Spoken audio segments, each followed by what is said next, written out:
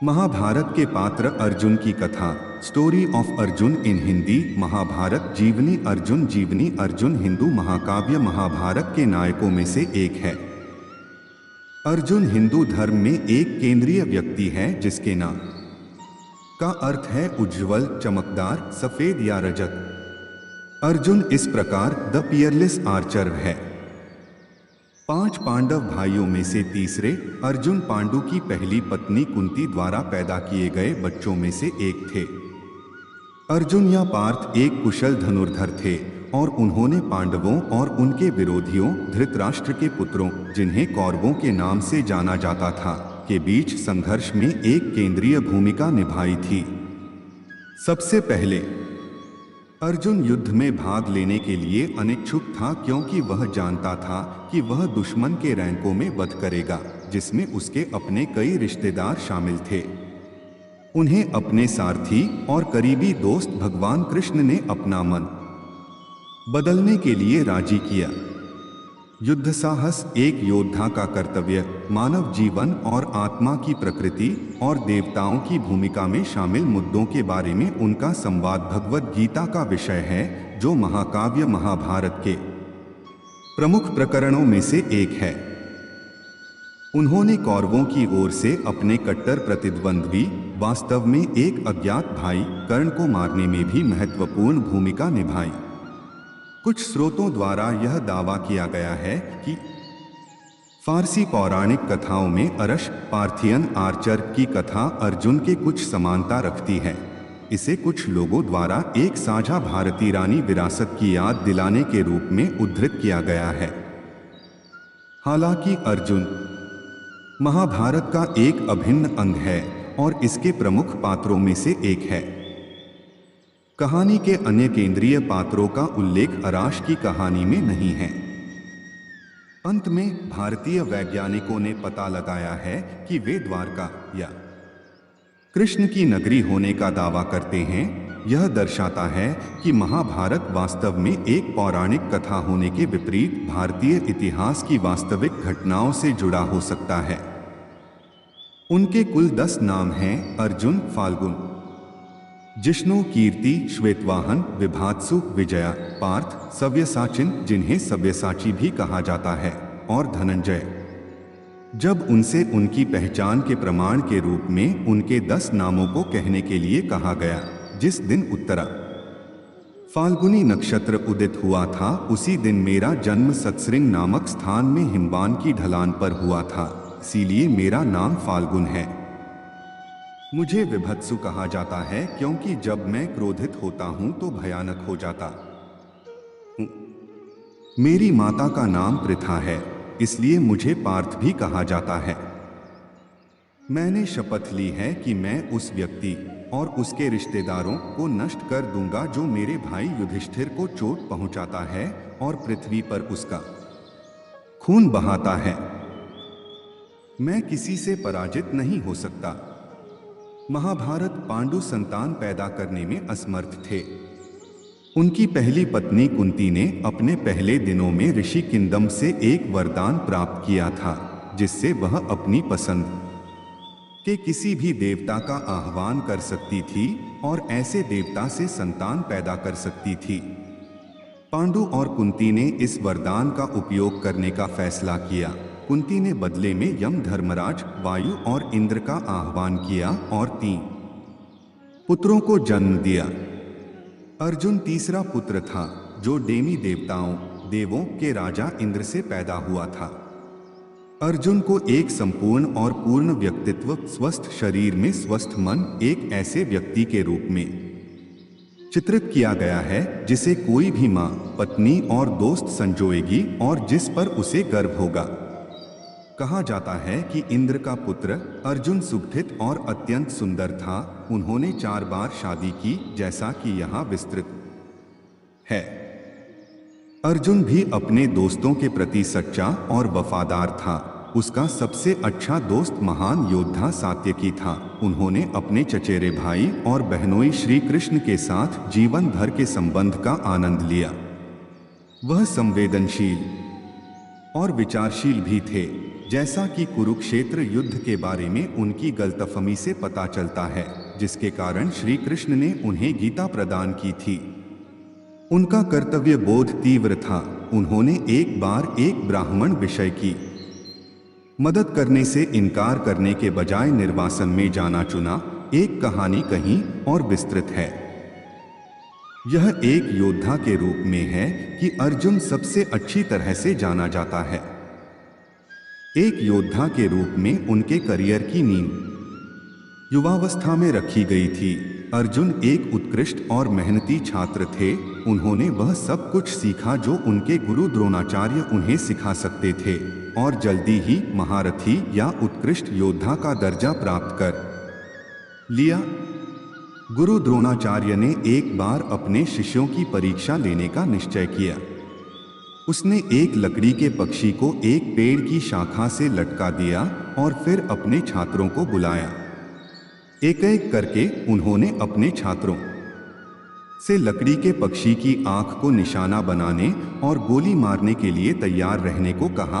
फिर जब वे तैयार होते तो वह छात्र से वह सब वर्णन करने के लिए कहता जो वह देख सकता था। छात्रों ने आमतौर पर बगीचे, पेड़, फूल, उस शाखा का वर्णन किया जिससे पक्षी लटका हुआ था और स्वयं पक्षी।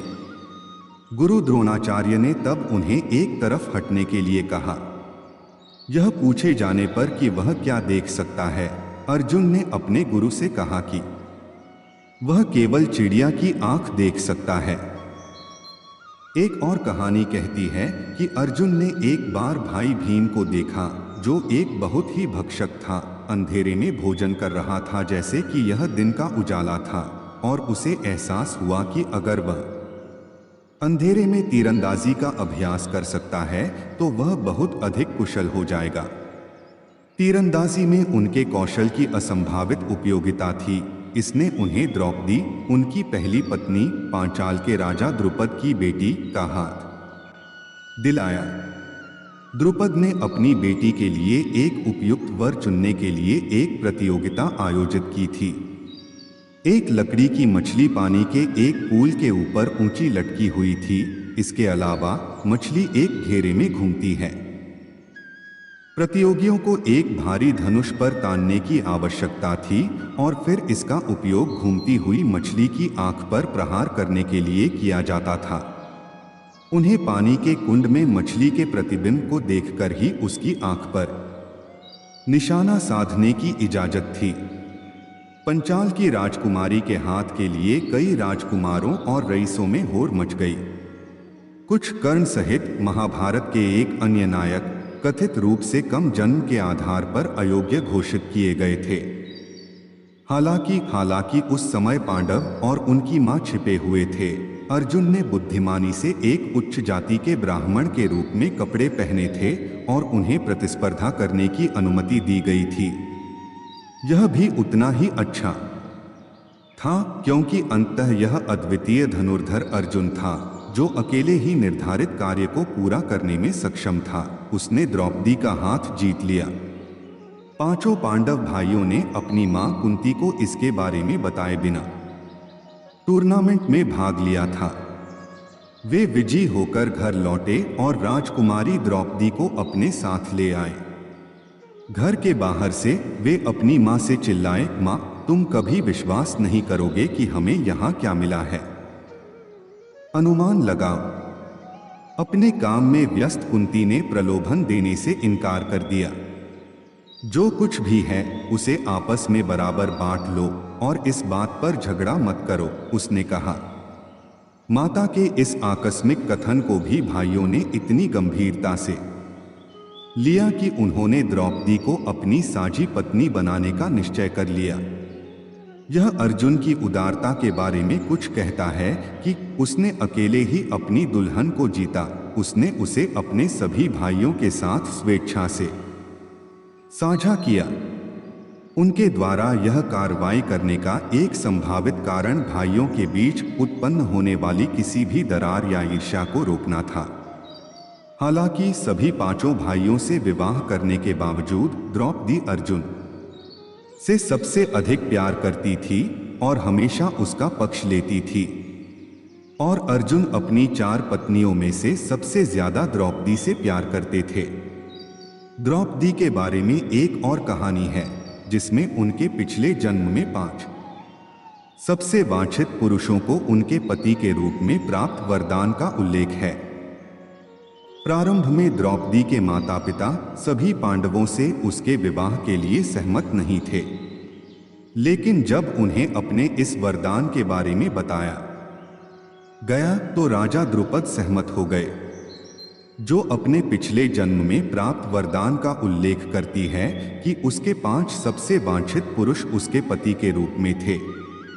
प्रारंभ में द्रौपदी के माता पिता सभी पांडवों से उसके विवाह के लिए सहमत नहीं थे, लेकिन जब उन्हें अपने इस वरदान के बारे में बताया गया तो राजा द्रुपद सहमत हो गए, जो अपने पिछले जन्म में प्राप्त वरदान का उल्लेख करती है कि उसके 5 सबसे वांछित पुरुष उसके पति के रूप में थे। प्रारंभ में द्रौपदी के माता पिता सभी पांडवों से उसके विवाह के लिए सहमत नहीं थे, लेकिन जब उन्हें अपने इस वरदान के बारे में बताया गया तो राजा द्रुपद सहमत हो गए। भाइयों ने अपनी सामान्य पत्नी द्रौपदी के साथ अपने संबंधों को नियंत्रित करने वाले एक प्रोटोकॉल पर सहमति व्यक्त की। इस समझौते का एक महत्वपूर्ण बिंदु यह था कि जब कोई दूसरा भाई द्रौपदी के साथ अकेला होता था तो कोई भी भाई जोड़े को परेशान नहीं करता था। ऐसा करने का दंड 1 वर्ष के लिए निर्वासन था। एक बार जब पांडव अभी भी एक समृद्ध इंद्रप्रस्थ पर शासन कर रहे थे, एक ब्राह्मण अर्जुन के पास बड़े उत्साह में आया और उसकी मदद मांगी। पशु चोरों के एक झुंड ने उसके झुंड को जब्त कर लिया था। उसके पास अर्जुन के अलावा कोई उपाय नहीं था। अर्जुन दुविधा में था। उसका हथियार उस कमरे में था जहां द्रौपदी और युधिष्ठिर एक साथ अकेले थे और उन्हें परेशान करने पर सहमति से दंड मिलेगा। अर्जुन एक क्षण के लिए हिचकिचाया। उनके मन में संकट में अपनी प्रजा की सहायता के लिए आना, विशेष रूप से एक ब्राह्मण, एक राजकुमार का उद्देश्य था। निर्वासन की संभावना ने उन्हें ब्राह्मण की सहायता करने के कर्तव्य को पूरा करने से नहीं रोका। उसने दाम्पत्य जोड़े को परेशान किया, अपने हथियार उठाए और पशु चोरों को वश में करने के लिए आगे बढ़ा। उस कार्य को पूरा करने पर उन्होंने अपने पूरे परिवार के विरोध के बीच उन 2 लोगों सहित जिन्हें उन्होंने परेशान किया था, निर्वासन पर चले जाने पर जोर दिया। द्रौपदी के अलावा अर्जुन 3 अन्य महिलाओं अर्थात चित्रांगदा, उलूची और सुभद्रा के पति थे। ये सभी घटनाएं उस अवधि के दौरान हुई जब वह द्रौपदी और युधिष्ठिर को उनके निजी अपार्टमेंट में परेशान करने के बाद अकेले निर्वासन में चले गए थे। चित्रांगदा अर्जुन ने अपने निर्वासन की अवधि के दौरान भारत की लंबाई और चौड़ाई की यात्रा की। उनकी भटकन उन्हें पूर्वी हिमालय में प्राचीन मणिपुर ले गई, जो अपनी प्राकृतिक सुंदरता के लिए प्रसिद्ध एक लगभग रहस्यवादी राज्य था। यहाँ उन्होंने मणिपुर के राजा की बेटी कोमल चित्रांगदा से मुलाकात की और शादी में उनका हाथ बंटाने के लिए प्रेरित हुए। उसके पिता राजा ने इस दलील पर आपत्ति जताई कि उसके लोगों के मातृवंशीय रीति रिवाजों के अनुसार चित्रांगदा से पैदा हुए बच्चे मणिपुर के उत्तराधिकारी थे। वह अपने उत्तराधिकारियों को उनके पिता द्वारा मणिपुर से दूर ले जाने की अनुमति नहीं दे सकता था। अर्जुन ने इस शर्त पर सहमति व्यक्त की कि वह न तो अपनी पत्नी चित्रांगदा को और न ही मणिपुर से उसके द्वारा पैदा किए गए किसी भी बच्चे को ले जाएगा और इस आधार पर राजकुमारी से विवाह करेगा।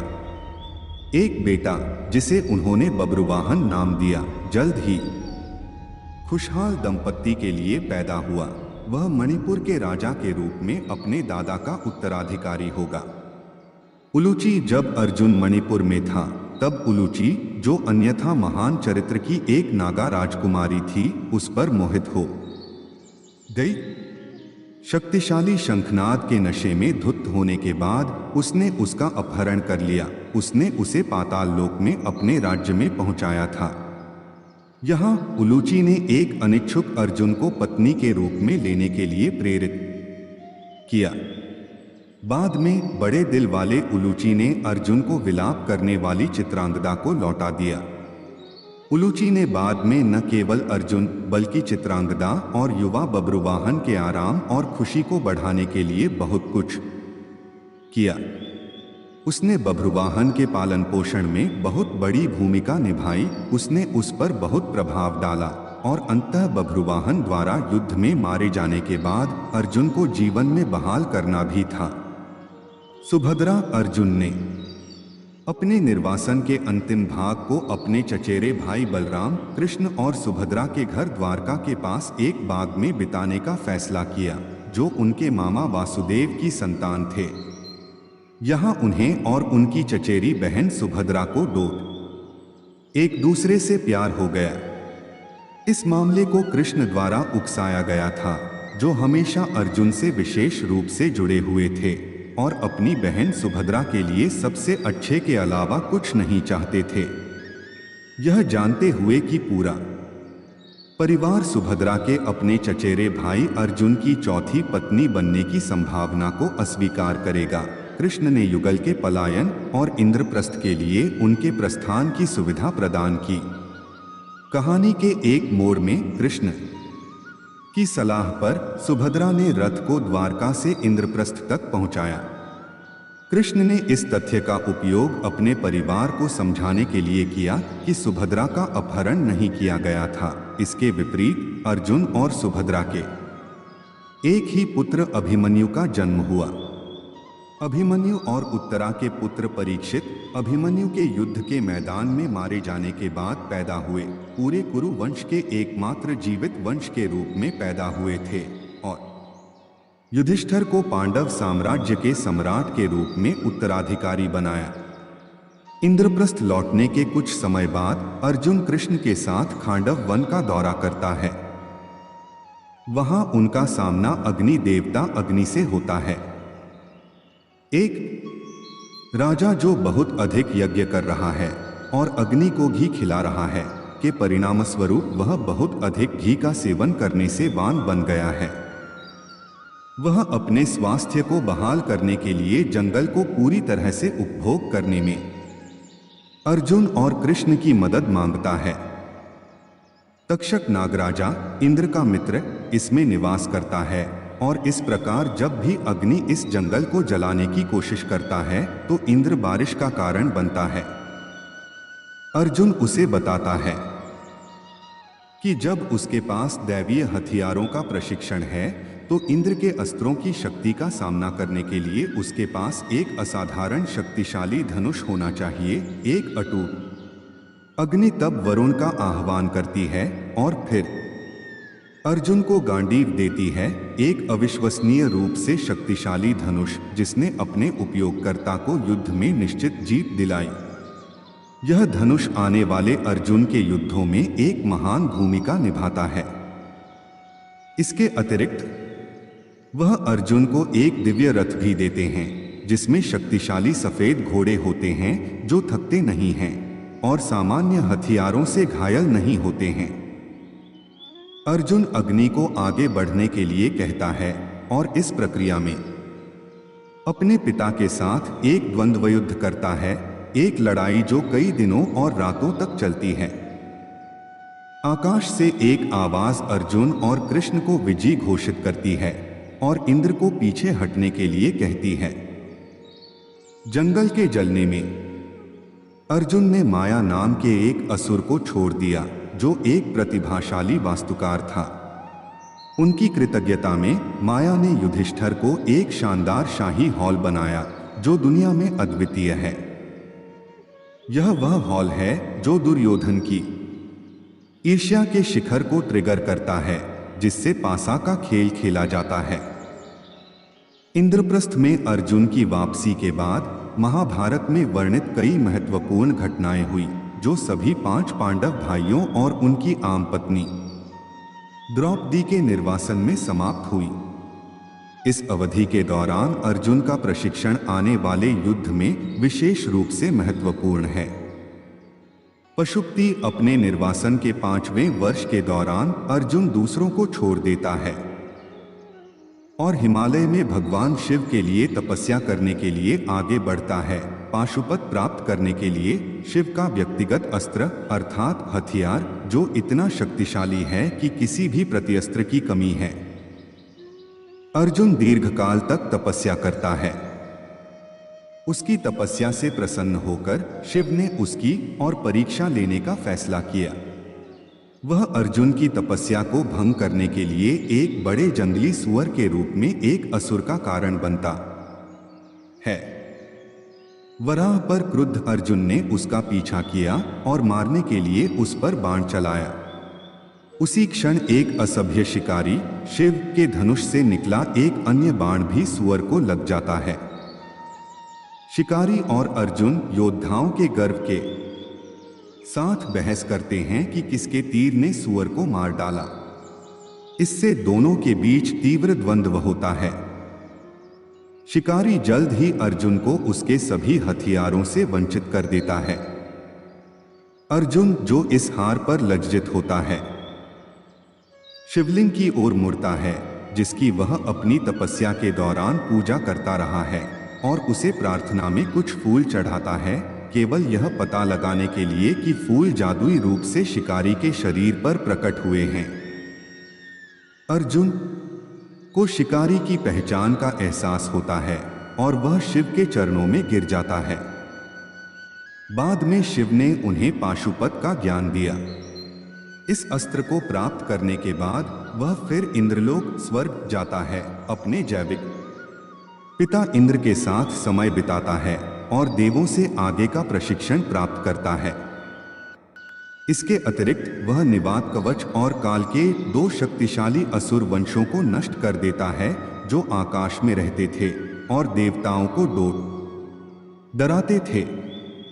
देवताओं द्वारा अजय होने के रूप में कुलों ने ब्रह्मा से वरदान प्राप्त किया था।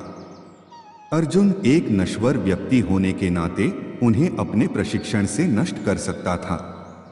उर्वशी का श्राप, जबकि इंद्रलोक में अर्जुन को अप्सरा खगोलीय नृत्यांगना उर्वशी द्वारा प्रस्तावित किया गया था। उर्वशी का एक बार पुरुरवा नाम के एक राजा से विवाह हुआ था और उस संबंध से आयुष नाम का एक पुत्र पैदा हुआ था। आयुष अर्जुन का दूर का पूर्वज था, इसलिए वह उर्वशी को माता मानता था। अर्जुन ने उर्वशी के प्रस्ताव को ठुकराते हुए उसे इस संबंध की याद दिलाई। एक अन्य मान्यता कहती है कि चूंकि इंद्र अर्जुन के पिता थे और उर्वशी इंद्र के दरबार में एक अप्सरा थी, इसलिए उर्वशी उनके लिए एक मातृभाषा की तरह अधिक हैं। इस अस्वीकृति पर उर्वशी नाराज हो गई। उन्होंने कहा कि अर्जुन ने उनकी बातों को ठुकराकर उनका अपमान किया है। उर्वशी ने अर्जुन को डांटा और कहा कि एक नर्तकी को किसी भी प्रकार के सांसारिक संबंधों से कोई सरोकार नहीं है। फिर भी अर्जुन अपनी शंकाओं को दूर नहीं कर सका। मैं तुम्हारे सामने एक बच्चा हूं, उन्होंने कहा। इस जवाब से हतप्रभ रह गए। उर्वशी ने अर्जुन को नपुंसकता का श्राप दे दिया। क्योंकि इंद्र ने उसे श्राप कम करने के लिए कहा था, उसने अपने श्राप को केवल 1 वर्ष के लिए संशोधित किया और अर्जुन अपने जीवन के किसी भी 1 वर्ष को चुन सकता था जिसके दौरान वह एक नपुंसक का जीवन व्यतीत कर सके। यह श्राप आकस्मिक सिद्ध हुआ। अर्जुन ने इसे 1 वर्ष की अवधि के लिए एक बहुत प्रभावी भेष के रूप में इस्तेमाल किया। जब वह, उनके भाई और द्रौपदी सभी अज्ञातवास में रहते थे। वन में 12 साल बिताने के बाद पांडवों ने वनवास के 13वें वर्ष को गुप्त रूप से बिताया, जैसा कि कौरवों के साथ उनके समझौते द्वारा निर्धारित किया गया था। यह वर्ष उनके द्वारा राजा विराट के दरबार में भेष बदलकर बिताया गया है। अर्जुन ने अप्सरा उर्वशी द्वारा उसे दिए गए श्राप का उपयोग किया और इस वर्ष को एक नपुंसक का जीवन जीने के लिए चुना। उन्होंने बृहन्नाला नाम ग्रहण किया। एक वर्ष के अंत में अर्जुन ने अकेले ही एक कौरव यजमान को हरा दिया जिसने विराट के राज्य पर आक्रमण किया था। इस वीरता की प्रशंसा में और पांडवों की असली पहचान से अवगत होने पर राजा विराट ने अर्जुन को अपनी बेटी उत्तरा का हाथ दिया। अर्जुन ने उम्र के साथ साथ यह भी कहा कि उत्तरा उसके लिए एक बेटी की तरह थी, क्योंकि वह एक हिजड़े के रूप में गीत और नृत्य में उसकी ट्यूटर थी। उन्होंने प्रस्ताव दिया कि उत्तरा को अपने युवा पुत्र अभिमन्यु से विवाह करना चाहिए। यह विवाह विधिवत संपन्न हुआ। उस संग से पैदा हुए मरणोपरांत पुत्र को पूरे कुरु वंश का एकमात्र जीवित राजवंश होना तय था। कृष्ण के मार्गदर्शन और व्यक्तिगत ध्यान के अलावा अर्जुन को कुरुक्षेत्र के महान युद्ध के दौरान हनुमान का समर्थन प्राप्त था। अर्जुन ने अपने रथ पर हनुमान की ध्वजा के साथ युद्ध के मैदान में प्रवेश किया। जिस घटना के कारण यह हुआ वह हनुमान और अर्जुन के बीच एक पूर्व मुठभेड़ थी।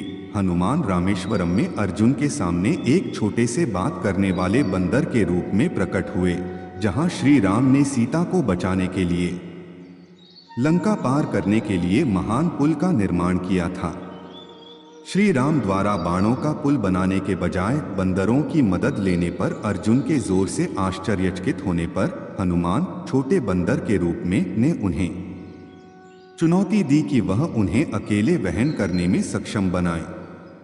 बंदर की असली पहचान से अनजान अर्जुन ने चुनौती स्वीकार कर ली। तब हनुमान अर्जुन द्वारा बनाए गए पुलों को बार बार नष्ट करने के लिए आगे बढ़े, जो उदास और आत्मघाती हो गए थे, और उन्होंने अपनी जान लेने का फैसला किया। तब विष्णु उन दोनों के सामने प्रकट हुए, अर्जुन को उसके घमंड के लिए डांटते हुए और कुशल योद्धा अर्जुन को अक्षम महसूस कराने के लिए हनुमान पश्चाताप के एक कार्य के रूप में हनुमान तत्कालीन संभावित महान युद्ध के दौरान अपने रथ को स्थिर और मजबूत करके अर्जुन की मदद करने के लिए सहमत हुए। अपने निर्वासन की अवधि समाप्त करने पर पांडव कौरवों से अपने राज्य की वापसी की मांग करते हैं, जो समझौते की शर्तों का सम्मान करने से इनकार करते हैं। युद्ध छिड़ जाता है। भगवद गीता। द्वारका के शासक कृष्ण के बड़े सौतेले भाई बलराम ने युद्ध में पक्ष नहीं लेने का फैसला किया, क्योंकि कौरव और पांडव दोनों यादवों के रिश्तेदार हैं। हालांकि कृष्ण अपनी व्यक्तिगत क्षमता में अर्जुन के पास रहने और उसकी रक्षा करने का निर्णय लेते हैं। 18 दिनों के युद्ध के दौरान कृष्ण अर्जुन के निजी सारथी बन जाते हैं और अर्जुन को कई मौकों पर चोट और मृत्यु से बचाते हैं। कृष्ण के संबंध में सारथी शब्द की व्याख्या वह जो मार्गदर्शन करता है या वह जो रास्ता दिखाता है। अर्जुन को सभी विपत्तियों से बचाने के अलावा कृष्ण ने युद्ध शुरू होने से ठीक पहले के घंटों में अर्जुन को भगवद गीता का ज्ञान कराकर धर्मी मार्ग भी दिखाया।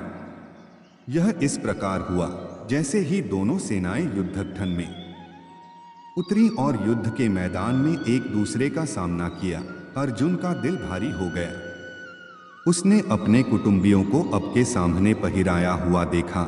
उसके कबीले के बुजुर्ग जिनके घुटनों पर वह एक बार एक बच्चे के रूप में दुलारा गया था, वही गुरु द्रोणाचार्य जिन्होंने सबसे पहले उन्हें उन सभी दशकों पहले धनुष चलाना सिखाया था। क्या यह उचित होगा? उसने खुद से पूछा, एक राज्य की खातिर अपने ही भाई बहनों का सर्वनाश करना। अर्जुन इस महत्वपूर्ण मोड़ पर अपनी आत्मा को लड़खड़ाते हुए देखता है, जैसे युद्ध शुरू होने वाला है। वह मार्गदर्शन के लिए कृष्ण का सहारा लेता है। यह इस समय है कि भगवान कृष्ण ने अर्जुन को भगवद गीता का खुलासा किया। यह हिंदू ग्रंथों के सबसे प्रतिष्ठित ग्रंथों में से एक है। इसमें कृष्ण व्यक्तिगत हानि, परिणाम या पुरस्कार पर विचार किए बिना धार्मिकता को बनाए रखने के लिए संघर्ष करना अर्जुन का कर्तव्य मानते हैं। उनका कहना है कि किसी के नैतिक कर्तव्य का निर्वहन जीवन में आध्यात्मिक और भौतिक अन्य सभी गतिविधियों का स्थान लेता है। भगवद गीता भगवान कृष्ण और अर्जुन के बीच बातचीत का एक रिकॉर्ड है। अर्जुन और कृष्ण के बीच का संबंध इस बात का प्रतिनिधि है कि समस्त मानव जाति के लिए क्या आदर्श है, ईश्वर द्वारा निर्देशित मनुष्य। भगवद गीता भगवान को सांत्वना देने और एक नश्वर का मार्गदर्शन करने का रिकॉर्ड देती है, जो एक भयानक नैतिक संकट का सामना कर रहा है और हिंदू धर्म में एक महत्वपूर्ण शास्त्र है। कुरुक्षेत्र युद्ध इस प्रकार अपने चुने हुए कार्य की धार्मिकता के अपने विश्वास में दृढ़ होकर अर्जुन हथियार उठाता है और पांडवों द्वारा युद्ध जीतने में एक महत्वपूर्ण भूमिका निभाता है। अर्जुन ने अपने गर्भाशय के भाई कर्ण को मार डाला, जो एक और दुर्जय योद्धा था जो पांडवों के खिलाफ कौरवों की सहायता के लिए लड़ रहा था। रिश्ते से अनभिज्ञ रहते हुए उसके द्वारा भ्रातृहत्या का यह कृत्य किया गया। कर्ण और अर्जुन एक भयानक प्रतिद्वंद्विता बनाते हैं जब कर्ण खुद को अर्जुन के गुरु और उसे बाहर निकालने और उसे अपमानित करने के लिए राजसी आदेश से बदला लेना चाहता है। जब कर्ण अर्जुन और दूसरे पांडव की पत्नी द्रौपदी का अपमान करता है और युद्ध में अर्जुन के पुत्र अभिमन्यु की हत्या में उसकी अप्रत्यक्ष भूमिका होती है, तो अर्जुन और भड़क जाता है। वे दोनों इस भयानक और व्यक्तिगत प्रतिद्वंद्विता को भयानक अनुपात की चरम लड़ाई में ले आते हैं। लंबे समय तक शक्तिशाली हथियारों को दो योद्धाओं द्वारा बिना रुके भयानक गति से छोड़ा जाता है। लाखों अन्य सैनिकों द्वारा दोनों के कौशल और साहस को अचंभित किया जाता है। कर्ण यह जानकर कि वह अर्जुन को किसी भी तरह से नहीं मार सकता, उसने अर्जुन को मारने के लिए अपना सर्प बाण निकाला। वह अर्जुन के खिलाफ इस सर्प बाण का उपयोग करता है, लेकिन सर्प अश्वसेना जिसकी मां को अर्जुन ने मार डाला था उस बाण में प्रवेश करता है और अर्जुन को मारने की कोशिश करता है। लेकिन भगवान कृष्ण अपने मित्र और भक्त अर्जुन को इस महत्वपूर्ण मोड़ पर बचा लेते हैं। तब अर्जुन क्रोध और लज्जा से पागल हो जाता है और कर्ण पर असंख्य बाणों की वर्षा करता है और उसे घायल कर देता है। तब अर्जुन को भगवान कृष्ण द्वारा कर्ण को मारने का आग्रह किया जाता है। जब वह अपने रथ को उठाने का प्रयास कर रहा होता है, उसे कर्ण की दया की स्पष्ट कमी और उसके प्रति सम्मान की याद दिलाता है। अर्जुन के पुत्र अभिमन्यु की भयानक और क्रूर तरीके से हत्या में युद्ध के नियम। इस प्रकार अर्जुन ने कर्ण का वध कर दिया।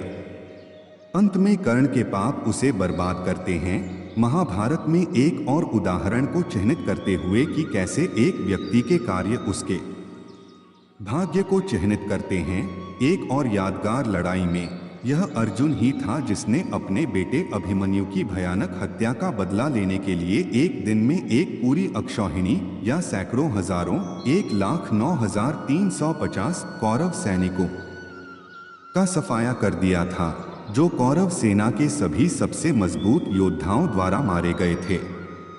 एक साथ हमला करना और विशेष रूप से जब अभिमन्यु थक गया था और हथियारों से वंचित हो गया था और कुरु सेनापति द्रोण, अर्जुन, कृष्ण और कृष्ण के पुत्र प्रद्युम्न को छोड़कर किसी के लिए भी असंभव बना दिया गया था।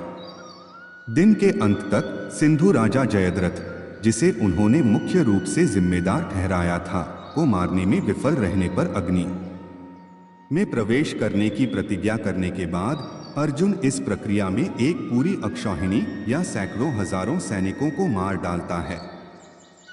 चरमोत्कर्ष के क्षण में सूर्य अस्त होने के करीब होता है और हजारों योद्धा अभी भी अर्जुन और जयद्रथ को अलग करते हैं। अपने मित्र की दुर्दशा को देखकर भगवान कृष्ण उनके सारथी सूर्यास्त का नाटक करते हुए सूर्य को ढकने के लिए अपना सुदर्शन चक्र उठाते हैं। कौरव योद्धा अर्जुन की हार और आसन्न मृत्यु पर आनंदित होते हैं और जयद्रथ एक महत्वपूर्ण क्षण में उजागर होता है, जहां भगवान के आग्रह पर अर्जुन ने एक शक्तिशाली बाण चलाया जो जयद्रथ को नष्ट कर देता है। अपने धर्मी मित्र और शिष्य के कृष्ण के संरक्षण के कार्य की यह टिप्पणी बिना यह कहे अधूरी होगी कि जयद्रथ के पिता वृद्ध और पापी राजा वृद्धाक्षत्र ने अपने पुत्र को आशीर्वाद दिया था कि जो कोई भी उसका सिर जमीन पर गिराएगा वह उसके अपने सिर का कारण बनेगा। फट करने के लिए जयद्रथ का सिर तीर द्वारा अपने ही पिता के हाथों में ले जाया गया, जो युद्ध के मैदान के पास ध्यान कर रहे थे, जो अपने सदमे में सिर गिरा देता है और खुद अपने ही आशीर्वाद से मर जाता है। भगवान कृष्ण उनके सारथी सूर्य को ढकने के लिए अपना सुदर्शन चक्र उठाते हैं, सूर्यास्त का नाटक करते हैं। कौरव योद्धा अर्जुन की हार और आसन्न मृत्यु पर आनंदित होते हैं और जयद्रथ एक महत्वपूर्ण क्षण में उजागर होता है, जहां भगवान के आग्रह पर अर्जुन ने एक शक्तिशाली बाण चलाया जो जयद्रथ को नष्ट कर देता है। अपने धर्मी मित्र और शिष्य के कृष्ण के संरक्षण के कार्य की यह टिप्पणी बिना यह कहे अधूरी होगी कि जयद्रथ के पिता वृद्ध और पापी राजा वृद्धाक्षत्र ने अपने पुत्र को आशीर्वाद दिया था कि जो कोई भी उसका सिर जमीन पर गिराएगा वह उसके अपने सिर का कारण बनेगा। फट करने के लिए जयद्रथ का सिर तीर द्वारा अपने ही पिता के हाथों में ले जाया गया, जो युद्ध के मैदान के पास ध्यान कर रहे थे, जो अपने सदमे में सिर गिरा देता है और खुद अपने ही आशीर्वाद से मर जाता है। भगवान कृष्ण उनके सारथी सूर्य को ढकने के लिए अपना सुदर्शन चक्र उठाते हैं, सूर्यास्त का नाटक करते हैं। कौरव योद्धा अर्जुन की हार और आसन्न मृत्यु पर आनंदित होते हैं और जयद्रथ एक महत्वपूर्ण क्षण में उजागर होता है, जहां भगवान के आग्रह पर अर्जुन ने एक शक्तिशाली बाण चलाया जो जयद्रथ को नष्ट कर देता है। अपने धर्मी मित्र और शिष्य के कृष्ण के संरक्षण के कार्य की यह टिप्पणी बिना यह कहे अधूरी होगी कि जयद्रथ के पिता वृद्ध और पापी राजा वृद्धाक्षत्र ने अपने पुत्र को आशीर्वाद दिया था कि जो कोई भी उसका सिर जमीन पर गिराएगा वह उसके अपने सिर का कारण बनेगा। फट करने के लिए जयद्रथ का सिर तीर द्वारा अपने ही पिता के हाथों में ले जाया गया, जो युद्ध के मैदान के पास ध्यान कर रहे थे, जो अपने सदमे में सिर गिरा देता है और खुद अपने ही आशीर्वाद से मर जाता है। सूर्यास्त का नाटक करते हुए सूर्य को ढकने के लिए अपना सुदर्शन चक्र उठाता है। कौरव योद्धा अर्जुन की हार और आसन्न मृत्यु पर आनंदित होते हैं और जयद्रथ एक महत्वपूर्ण क्षण में उजागर होता है, जहां भगवान के आग्रह पर अर्जुन ने एक शक्तिशाली बाण चलाया जो जयद्रथ को नष्ट कर देता है। अपने धर्मी मित्र और शिष्य के कृष्ण के संरक्षण के कार्य की यह टिप्पणी बिना यह कहे अधूरी होगी कि जयद्रथ के पिता वृद्ध और पापी राजा वृद्धाक्षत्र ने अपने पुत्र को आशीर्वाद दिया था कि जो कोई भी उसका सिर जमीन पर गिराएगा वह उसके अपने सिर का कारण बनेगा।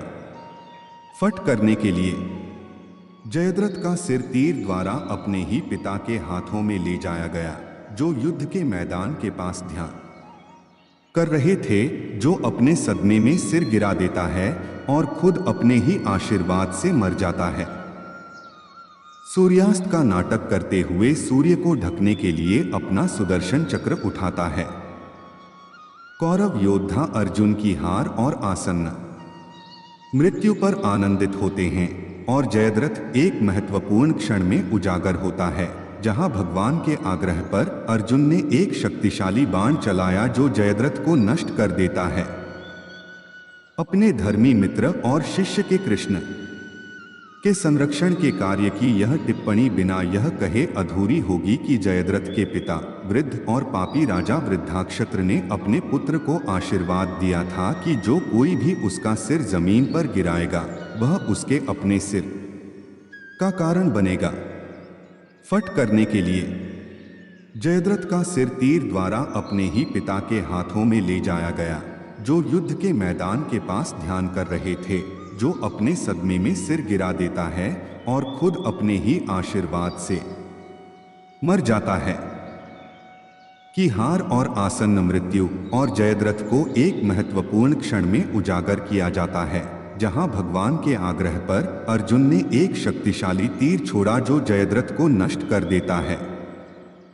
अपने धर्मी मित्र और शिष्य के कृष्ण के संरक्षण के कार्य की यह टिप्पणी बिना यह कहे अधूरी होगी कि जयद्रथ के पिता वृद्ध और पापी राजा वृद्धाक्षत्र ने अपने पुत्र को आशीर्वाद दिया था कि जो कोई भी उसका सिर जमीन पर गिराएगा वह उसके अपने सिर का कारण बनेगा। फट करने के लिए जयद्रथ का सिर तीर द्वारा अपने ही पिता के हाथों में ले जाया गया, जो युद्ध के मैदान के पास ध्यान कर रहे थे, जो अपने सदमे में सिर गिरा देता है और खुद अपने ही आशीर्वाद से मर जाता है। कि हार और आसन्न मृत्यु और जयद्रथ को एक महत्वपूर्ण क्षण में उजागर किया जाता है, जहां भगवान के आग्रह पर अर्जुन ने एक शक्तिशाली तीर छोड़ा जो जयद्रथ को नष्ट कर देता है। अपने धर्मी मित्र और शिष्य के कृष्ण के संरक्षण के कार्य की यह टिप्पणी बिना यह कहे अधूरी होगी कि जयद्रथ के पिता वृद्ध और पापी राजा वृद्धाक्षत्र ने अपने पुत्र को आशीर्वाद दिया था कि जो कोई भी उसका सिर जमीन पर गिराएगा वह उसके अपने सिर का कारण बनेगा। फट करने के लिए जयद्रथ का सिर तीर द्वारा अपने ही पिता के हाथों में ले जाया गया, जो युद्ध के मैदान के पास ध्यान कर रहे थे, जो अपने सदमे में सिर गिरा देता है और खुद अपने ही आशीर्वाद से मर जाता है। अपने धर्मी मित्र और शिष्य के कृष्ण के संरक्षण के कार्य की यह टिप्पणी बिना यह कहे अधूरी होगी कि जयद्रथ के पिता वृद्ध और पापी राजा वृद्धाक्षत्र ने अपने पुत्र को आशीर्वाद दिया था कि जो कोई भी उसका सिर जमीन पर गिराएगा वह उसके अपने सिर का कारण बनेगा। फट करने के लिए जयद्रथ का सिर तीर द्वारा अपने ही पिता के हाथों में ले जाया गया, जो युद्ध के मैदान के पास ध्यान कर रहे थे, जो अपने सदमे में सिर गिरा देता है और खुद अपने ही आशीर्वाद से मर जाता है।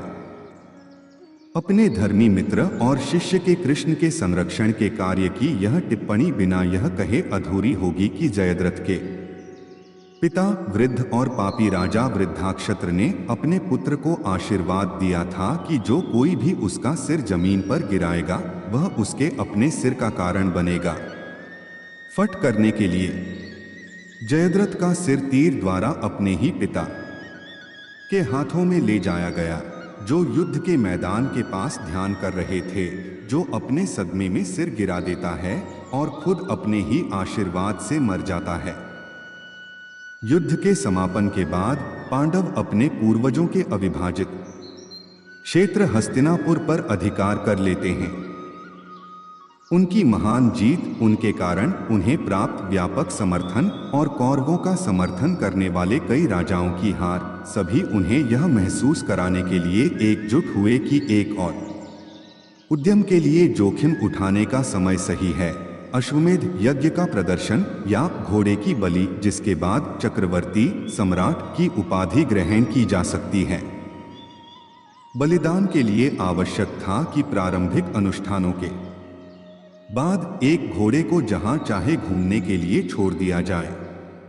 जिन राजाओं की भूमि पर घोड़े घूमते हैं उनके पास एक विकल्प है, वे या तो घोड़े के स्वामी को स्वीकार कर सकते हैं। इस मामले में युधिष्ठिर पांडवों में सबसे बड़े अपने स्वयं के कुलीन स्वामी के रूप में और उन्हें अपनी अधीनता की पेशकश कर सकते हैं, या वे पेशकश कर सकते हैं प्रतिरोध और मजदूरी युद्ध। अर्जुन ने सशस्त्र यजमान का नेतृत्व किया, जिसने घोड़े के बेतरतीब भटकने का पीछा किया। उसके पास सशस्त्र टकराव के बिना या उसके बाद कई राजाओं की अधीनता प्राप्त करने का अवसर था। इस प्रकार वह पांडव डोमेन के विस्तार में सहायक थे। उत्तरापथ में उनके युद्ध अभियान के परिणामस्वरूप प्रागज्योतिष, उलुका, मोदापुरा, वामदेव, सुदामन, सुसानकुला, उत्तरी उलुका, विश्वगस्व के पुरु साम्राज्य, उत्सव संकेता, लोहिता, त्रिगर्त, दरवा, अभिसार सहित 30 से अधिक जनजातियों बटा राज्यों की कमी हुई। कोकोनाडा, उर्सा, सिम्हापुरा, सुहमा, सुमाला, बाल्हिका, दारदा, कंबोज।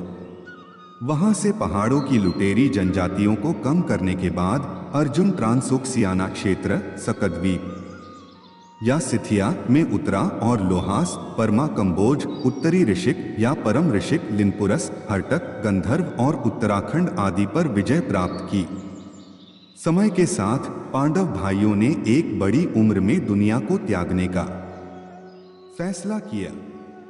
वे अभिमन्यु के पुत्र और अर्जुन के पोते परीक्षित को राज्य सौंपते हैं। पांडव अर्जुन सहित फिर हिमालय की ओर प्रस्थान करते हैं और अंत में दुनिया को विदा करते हैं।